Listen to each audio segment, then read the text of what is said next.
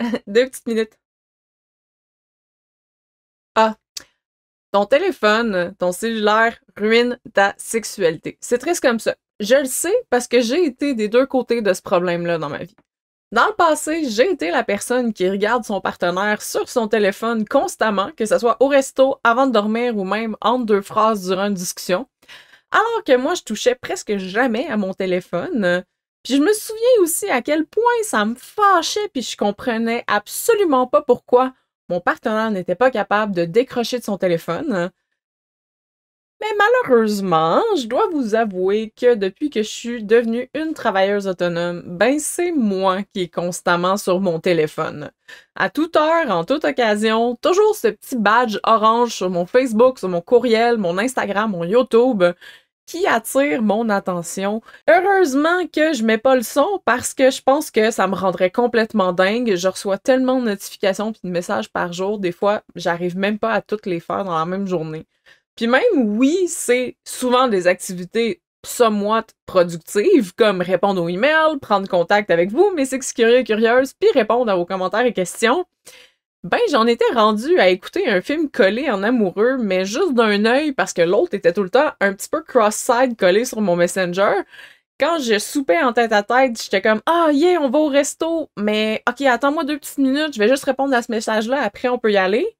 J'en étais même à vous répondre après le sexe. C'est fou, non? En plus, ben, aujourd'hui, c'est mon partenaire qui est du genre à n'accorder aucune importance à son téléphone dans la vie. Fait qu'imaginez-vous le drôle d'échange de rôles. Des fois, je me dis que c'est un petit peu le karma. Ça a duré quand même assez longtemps, mais il y a environ 2 ans, j'ai décidé d'appliquer des changements drastiques à mes habitudes de cellulaire parce que mon intimité puis ma sexualité devaient redevenir le centre de mon attention quand elle se présentait parce qu'elle ne l'était plus autant qu'elle le méritait. Puis, je pourrais pas être plus heureuse d'avoir fait ces changements-là aujourd'hui. C'est pourquoi je veux prendre le temps de partager mes 5 meilleurs conseils avec vous pour vous aider à vous rapprocher dans les vrais moments de qualité, puis aussi possiblement rallumer le feu de votre intimité. Bonjour mes six curieux et curieuses, je suis Catherine, votre coach de vie sexuelle, puis bienvenue sur ma chaîne Les Clés du plaisir où on parle toujours de sexualité positive, de plaisir et de changer sa vie sexuelle pour la vivre sans tabou. Si vous n'arrivez plus à passer plus que 15 minutes ensemble sans regarder votre cellulaire, écoutez bien jusqu'à la fin puis apprenez comment mettre en place ces techniques faciles et efficaces-là pour diminuer le pouvoir de votre téléphone dans votre intimité. La première chose que tu vas vouloir faire pour comprendre la place de ton téléphone dans ta vie, c'est faire une bonne réflexion à pourquoi tu utilises ton téléphone puis ce qu'il représente pour toi. Comme je vous disais, ma grosse bête noire, c'est le travail. Puis je sais que je suis vraiment pas la seule là-dedans. Il y a énormément de travailleurs autonomes qui font face exactement au même problème que moi. Mais pour toi, c'est peut-être pas nécessairement ça. C'est peut-être plutôt une manière de briser l'isolement ou une manière de chasser l'ennui. C'est peut-être ça qui te fait prendre ton téléphone aussi souvent à la main. Je t'encourage donc à examiner vraiment consciemment ta relation avec ton téléphone pour mieux comprendre comment et pourquoi tu l'utilises. Parce que ça va t'aider à déterminer l'écart où t'en es aujourd'hui, puis où tu veux être dans un futur proche. Savais-tu aussi que tu peux t'aider vraiment facilement à en apprendre plus sur ton utilisation avec le paramètre de consommation qu'il y a maintenant dans la plupart des téléphones récents? Tout ce que tu as à faire, c'est de trouver l'onglet consacré à ton temps d'écran puis à ton activité. Pour un téléphone Samsung, tu vas vouloir aller dans tes paramètres, juste ici en haut. Tu vas vouloir soit faire une recherche, dépendamment de ce qui est plus facile pour toi, ou sinon, tu vas vouloir aller dans le bas ici. Tu as Digital, moi, mon téléphone est en anglais. Tu as Digital Wellbeing and Parental Control. Tu cliques là-dessus. Puis, tu vois ici, tu as Screen Time puis App Timer. Ça, ce que ça va te donner, c'est le temps de consommation de chacune des applications dans ton téléphone. Fait que ce que tu peux faire, c'est cliquer dessus, puis tu vas pouvoir voir aujourd'hui, moi j'ai consommé 1h07 de YouTube, 29 minutes de ma caméra parce que je l'utilise pour m'enregistrer parfois, et 25 minutes de Facebook, ce qui est quand même pas pire. J'ai quand même une journée très productive, donc c'est une bonne affaire. Puis tu peux voir ça pour toutes tes applications dans ton téléphone. Tu vois aussi le nombre de notifications que tu vas avoir reçues, le nombre de fois où tu as unlocké ton téléphone, donc où tu as fait ton code. Fait que c'est vraiment un bel outil pour commencer à comprendre qu'est-ce que comment tu utilises ton téléphone. Puis, tu peux aussi voir sur une semaine combien de temps tu utilises ton téléphone au complet, donc tout app mélangé, puis aussi les 3 apps que tu utilises le plus. Ce ne sera pas nécessairement pareil pour tous les téléphones, les informations que vous allez avoir. Pour les iPhones, je vous mets un lien dans la description pour vous aider à les trouver où c'est dans votre téléphone si vous avez un iPhone. Prenez le temps d'examiner ces données-là pour comprendre combien de temps tu passes sur ton téléphone, mais aussi à quelle fin. Une autre façon de suivre ton utilisation du téléphone consiste à compter le nombre de fois où tu prends ton téléphone juste par habitude, sans réel objectif en tête. Tu sais, quand c'est juste pour le déplacer d'une pièce à l'autre ou juste pour regarder l'heure, mais en réalité, tu l'ouvres quand même juste pour voir s'il se passe quelque chose, si tu as reçu une notification. Essaye de prendre une petite note mentale de ces moments-là dans ta journée. Même si tu penses pas avoir un problème de temps d'écran, tu serais probablement surpris de voir à quelle vitesse les pauses téléphoniques de 5 minutes s'accumulent ou à quel point tu pourrais avoir l'habitude inconsciente de prendre ton téléphone juste parce que tu t'ennuies. Une fois que tu vas avoir une meilleure compréhension du temps et de l'attention que tu consacres à ton téléphone, tu vas pouvoir faire, à partir de ce moment-là, un effort pour changer tes habitudes avec mes petits défis et trucs. Et finalement, utiliser le temps que tu vas sauver pour créer plus de connexions authentiques avec ton partenaire, parce que le but, c'est vraiment ça. Une autre conséquence parfois négative de ton téléphone sur ton intimité, c'est que le téléphone nous expose aux nouvelles, aux publications qui sont tristes, parfois frustrantes ou qui vont nous inciter à nous comparer aux autres. Facebook puis Instagram peuvent avoir un impact néfaste sur ta confiance en toi ou juste ton mood général dans une journée, en plus de venir jouer aussi sur notre estime. Quand on est constamment confronté à des images de vie apparemment parfaites, de succès éclatant puis de bonheur ininterrompu, c'est facile de commencer à se sentir inadéquat puis insuffisant. Cette comparaison incessante-là peut engendrer des sentiments d'insécurité, d'anxiété puis de dévalorisation de soi. On va s'entendre que c'est pas un génial turn-on pour avoir plus de moments sexy au quotidien. Donc ça, c'est quelque chose qu'on pense pas nécessairement toujours quand on utilise notre téléphone, mais c'est quelque chose que moi, j'avais remarqué à un certain point, comment certaines publications ou certaines choses qui se passaient sur lesquelles j'avais en réalité aucun contrôle pouvaient venir jouer sur mes émotions durant la journée, puis comment j'allais voir ma journée au fur et à mesure. Donc, je pouvais passer une très belle matinée, puis là, finalement, je voyais quelque chose sur Facebook qui venait me chercher, puis là, à partir de ce moment-là, ma journée prenait un tournant vraiment plus plate ou vraiment plus triste. Donc, on peut faire un choix conscient là-dedans pour essayer de s'en protéger ou du moins d'éviter le plus possible les conséquences négatives que ça peut avoir sur nous. D'ailleurs, je vais vous faire une vidéo dans les prochaines semaines où je vais vous parler un petit peu plus en détail de ma dernière expérience au spectacle de Sean Paul au Beach Club cet été, qui a amené une discussion vraiment profonde puis surprenante avec mon partenaire sur comment c'est essentiel de prendre du recul de cette vie virtuelle-là, puis de te rappeler que ces plateformes-là ne représentent qu'une version édulcorée de la réalité et non la réalité pour vrai, et non les gens pour vrai. Abonne-toi à ma chaîne puis clique sur la cloche de notification pour pas manquer cette vidéo-là. Ça va être pas mal profond comme discussion. Rappelle-toi toujours que la préservation de ton estime de toi passe par l'équilibre et la reconnaissance de tes propres valeurs indépendamment des images idéalisées que tu vas voir en ligne, puis qu'on peut pas faire ça si on a constamment le nez collé à notre téléphone. Je vous dis tout ça, je sais que ça peut sembler un petit peu maladroit d'avoir une discussion assise sur quelque chose qui a l'air aussi banal que l'utilisation du téléphone, mais ne négligez pas les sentiments négatifs qui peuvent s'amasser au fil du temps face à un gadget technologique aussi simple. Ça va être essentiel de vous asseoir ensemble pour vous fournir une vision de la situation que vous n'aviez peut-être pas auparavant. Vous n'êtes pas dans le corps de votre partenaire, vous n'êtes pas dans sa tête, donc vous ne pouvez pas assumer qu'il voit le cellulaire ou l'utilisation du cellulaire de la même façon que vous. Par exemple, ça va être important de discuter de comment tu te sens réellement si tu es la personne qui se sent brimée là-dedans quand ton ou ta partenaire utilise son téléphone. Même moi, ça m'a pris du temps avant de pouvoir réellement dire à haute voix que oui, si je laisse mon téléphone de côté, même une minute, j'ai tendance à avoir l'impression que je vous laisse tomber, que je laisse tomber mes clients. Puis ça me faisait sentir coupable de pas assez travailler ma compagnie, Comme si j'étais pas constamment disponible voulait dire que c'était pour ça que je ne réussissais pas autant que je voulais réussir. Si j'avais pas pu dire ça, ben mon partenaire aurait pas pu non plus être vulnérable puis arriver à me dire que lui ne se sentait pas écouté quand j'étais sur mon téléphone en même temps qu'il me parlait. Ces moments de vulnérabilité-là puis de connexion ont vraiment été précieux parce qu'on a vraiment pu se retrouver puis s'offrir un support émotionnel au lieu des reproches parce qu'on s'est compris dans l'utilisation de notre cellulaire. Mais c'est pas tout!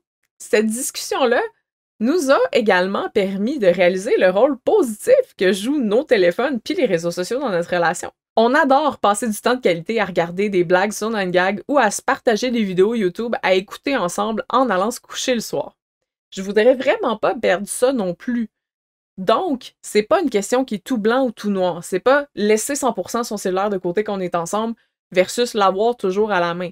Je vous conseille donc de vous trouver aussi, comme nous, des moments où l'utilisation du téléphone est partagée ensemble de manière positive, comme écouter des vidéos ensemble sur un cellulaire, se lire des histoires ou des textes qui soient informatifs ou érotiques, dépendamment, ou vous trouvez aussi des petits jeux multijoueurs que vous pouvez jouer ensemble.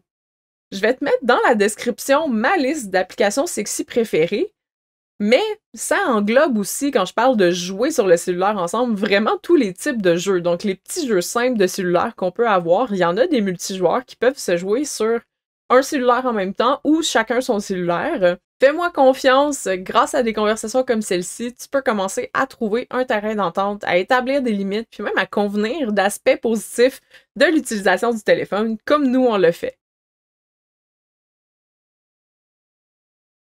Avec les précieuses informations que tu vas avoir ramassées durant ta phase de réflexion, tu peux maintenant passer à l'étape d'établir des petits objectifs. Ici, l'aide de ton ou ta partenaire peut être vraiment cruciale parce que c'est aussi une belle occasion de les inviter dans ce cheminement-là, puis vous donne aussi l'occasion de vous entraider à y arriver ensemble si jamais vous trouvez que tous les deux vous passez trop de temps sur votre téléphone. Un drôle d'exemple dans ma propre relation, c'est le temps que mon partenaire passe à la salle de bain quand il a son téléphone versus quand il ne l'a pas. Ça peut passer de 3-4 minutes sans téléphone à parfois plus de 15 minutes avec. C'est vraiment une différence notable. La plupart du temps, on va s'entendre, ça dérange rien. Mais parfois, ça peut entrer en conflit, par exemple avec nos activités, si on a besoin de partir à une heure précise. Je vais vous avouer que quand on fait la vaisselle ou quand on fait à manger pendant une quinzaine de minutes tout seul, ben, ça donne un peu l'impression que le partenaire a envie de se sauver de cette responsabilité-là. Donc, on a réussi à commencer à s'instaurer un genre de code où lui peut me demander avant d'aller à la salle de bain si, par exemple, combien de temps il nous reste, ou je peux lui dire quelque chose comme bon, ben, on part dans 5 minutes, puis là, il sait ben, qu'il doit laisser son téléphone en dehors de la salle de bain ou pas, selon la situation. Inversement, un but que moi, je voulais atteindre avec mon utilisation du téléphone, c'est de lui permettre de me rappeler gentiment lorsque mon attention est plus sur mon cellulaire que sur lui, particulièrement dans la voiture, parce que c'est quelque chose qu'il m'avait déjà mentionné. Ça donnait que pour moi, les voyages de voiture, c'était une parfaite occasion de rattraper un peu le travail durant le week-end, alors que dans ces situations-là, ben lui, il se sentait mis de côté. Puis, il se sentait un petit peu plus comme un chauffeur que mon partenaire de road trip. Puis quand il m'a expliqué ça, ben c'est vraiment compréhensible, on va se le dire. Je comprends comment ça peut être plate, parce que moi, ça m'a permis de me rendre compte de comment aussi je pouvais passer à côté de beaucoup de choses, que ça soit des discussions intéressantes, des paysages, des moments de qualité, juste parce que je me laissais distraire par mon téléphone. Alors, maintenant, si j'ai vraiment quelque chose d'urgent, je peux lui demander si je peux finir cette petite tâche-là. Puis lui, ben, il peut me dire s'il est à l'aise ou pas, ou s'il en a envie ou pas. Ça me permet de lui offrir de la considération et aussi ça m'aide à me contrôler à seulement finir la tâche que je vais mentionner sans ensuite aller me promener partout sur Facebook et Instagram. Pour que l'astuce de se placer des buts fonctionne bien, c'est super important de choisir des points qui vont être précis et qui vont être quantifiables à améliorer. Si on dit juste « j'aimerais ça que tu utilises moins ton cellulaire », c'est trop vague. Je veux que tu utilises ton cellulaire seulement pour les urgences durant les rides de voiture le week-end. Ça, c'est précis. Puis on peut facilement encadrer ça. Puis c'est ça qui va faire la différence sur votre capacité à atteindre ces buts-là.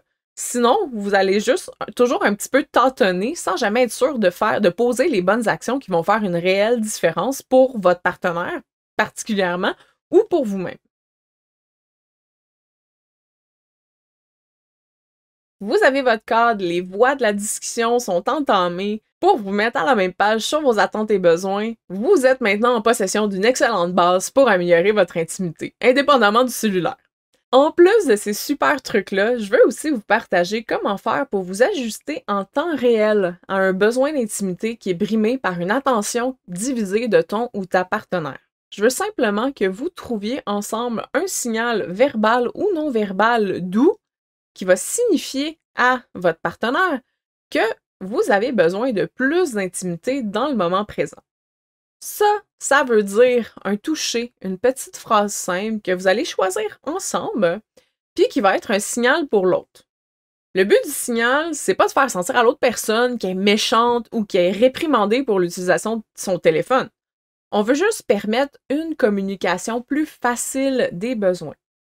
Donc, chaque fois que l'un de vous deux aura l'impression de chercher du temps de qualité sans appareil, tendez la main pour toucher l'autre personne. Par exemple, on pourrait signifier notre besoin d'entrer en connexion avec l'autre par une petite caresse de la main qui tient le téléphone. Ça, c'est super dans des endroits comme au restaurant, quand l'autre personne est sur son téléphone pendant une sortie en amoureux. C'est aussi là que tu pourrais juste simplement tendre la main de l'autre côté de la table pour renouer le contact. Quoi faire à la maison quand l'autre est en train de faire défiler son fil sur son téléphone? Tu peux venir poser la tête sur son épaule pour lui montrer que tu cherches de l'attention. Vous pouvez aussi vous trouver des petites phrases simples et gentilles qui expriment votre besoin. Comme simplement dire « J'ai besoin de me connecter en ce moment. J'ai besoin de me coller à toi puis de recevoir ton attention entière. Est-ce que tu veux me donner un peu de temps, s'il te plaît? » L'important, c'est de vous entendre clairement sur ce que vont être ces signaux-là à utiliser, puis aussi de vous y tenir. Donc, commencez pas à utiliser d'autres phrases ou d'autres gestes pour vous attendre à avoir le même résultat. Essayez vraiment de vous créer un cadre que vous allez pouvoir répéter. Il va aussi falloir comprendre que, selon ce que vous aurez découvert dans la phase d'évaluation, que certains de ces moments-là pourront pas nécessairement changer exactement au moment où vous allez envoyer le dit signal. Comme par exemple, si je suis au beau milieu d'un courriel, je pourrais pas nécessairement offrir dès le moment présent de l'attention à mon partenaire, je vais quand même avoir besoin de terminer le courriel. Donc, ça va être à la personne occupée, donc par exemple dans cet exemple-là, moi, de communiquer le pourquoi ils sont sur leur téléphone, puis combien de temps ils pensent encore avoir besoin de l'utiliser. Donc, si je recevais un signal, une caresse sur la main ou mon partenaire qui vient poser la main ou la tête sur mon épaule, je pourrais simplement lui dire « Donne-moi 2 minutes, je termine ce email-là, puis je suis avec toi ensuite. » Pour arriver à mettre en place ces différents petits trucs-là, il va falloir apprendre à naviguer tranquillement ces nouvelles eaux avec bienveillance et aussi patience, puis je vous garantis que votre intimité va s'améliorer grandement.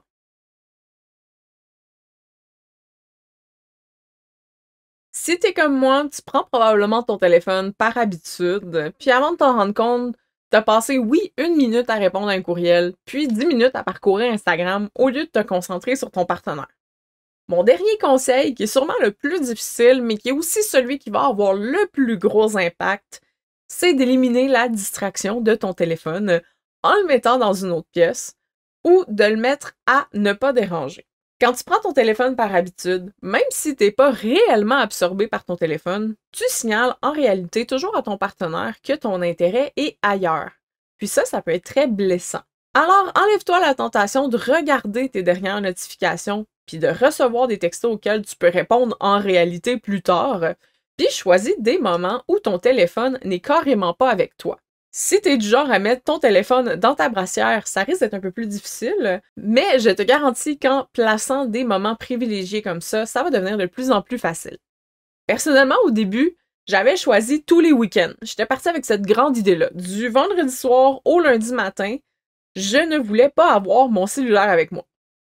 Et ça s'est prouvé impossible. Je n'arrivais pas à faire ça. J'avais finalement toujours mon cellulaire à la main parce que c'était trop long. Je m'en demandais beaucoup trop, si on veut. Alors, j'ai réduit au dimanche seulement. Puis ça, j'ai réussi à le faire. J'ai réussi à garder les dimanches pratiquement sans cellulaire. Si je regarde, c'est vraiment juste comme 1 ou 2 fois dans la journée.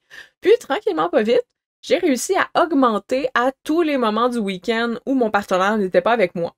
Genre quand il était à la salle de bain pendant 15 minutes. Ou aussi quand il n'est pas encore levé le matin. Aujourd'hui, 2 ans plus tard, je suis capable de laisser mon téléphone, tout du moins la partie travail, dormir pratiquement tout le week-end sans problème. Je peux quitter la maison sans mon téléphone, je peux passer 12 heures sans même le regarder.